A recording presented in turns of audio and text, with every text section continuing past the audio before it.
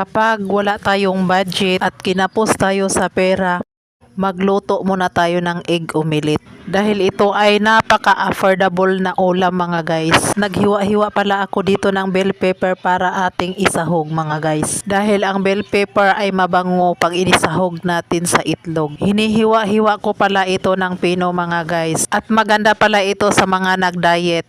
At dahil health benefits ito mga guys. At mayroon itong 10 surprising health benefits mga guys. Kung nag-diet ka, must have bell pepper. Mayroon itong vitamin C. At napakaganda ito sa ating immune system.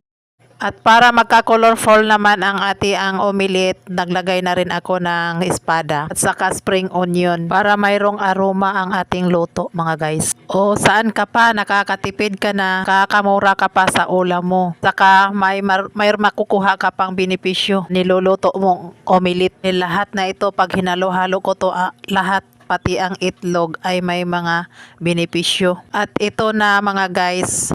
At ating lulutuin na ang ating egg omelette. At ito na ang forma mga guys, ang hitsura sa ating egg omelette. So colorful. At niluluto na natin ganito ang hitsura guys. Ang sarap ng hitsura. Ito na atin nang tikman ang ating nilutong egg omelette mga guys. Pwedeng pwede ito pang breakfast. Tamang tama talaga